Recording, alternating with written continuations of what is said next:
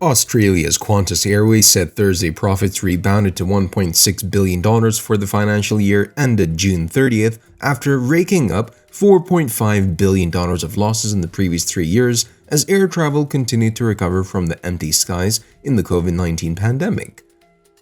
Australia's flagship carrier Qantas Airways reported a record annual profit on Thursday as demand for air travel continues to boom post-pandemic, with the airline announcing a share buyback and plans to bring more planes to the sky. The carrier announced it had reached an underlying profit before tax of 2.47 billion Australian dollars, 1.6 billion US dollars for the year that ended June 30th from the previous 1.86 billion Australian dollars loss a year ago, a statement read. The board has also approved 500 million Australian dollars buyback, which will commence in September. We're a lot better than where we were at the start of the year, CEO Alan Joyce told CNBC's Street Signs Asia on Thursday, attributing the profits to its strong standing in Australia's airline industry due to low cancellation rates and on-time performance. Demand for domestic and international flights have made steady recovery since the pandemic, and the airline is set to increase its fleet. Shares of Qantas closed more than 1% higher on Thursday. Qantas also announced Thursday that it has placed a multi-billion-dollar order for 12 Airbus 350 and 12 Boeing 787 aircraft as it looks to retire older planes.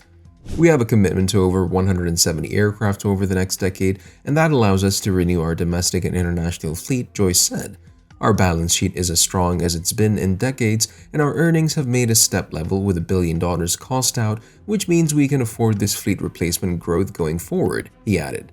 New flight routes are also in the works, with long-haul direct flights from Sydney to London and New York set to take off in 2025. Joyce highlighted that the airline was very brave to put in an order for new aircraft during the pandemic, as it now allows us to do things no other airline in the world can do. While many airlines have returned to profit over the past year, few have rebounded as aggressively as Qantas. Air New Zealand recorded a 132% lift in revenue in its full-year financial results, also reported on Thursday, but its share price is still languishing from the pandemic sell-down. British Airways owner International Airlines Group has had a similar share price trajectory, as has American Airlines Group. But the Qantas share price, which lifted again on Thursday, has recovered to trade near 2019 to 2020 highs as if the pandemic interruptions never happened. Then there's the other transformation Qantas has undergone. The Flying Kangaroo had long been one of Australia's most trusted brands, and while part of that image is related to its impeccable safety record, Qantas's reputation for good service took a battering after it mishandled baggage rate, poor on-time performances, and airfares hit new records in the second half of last year.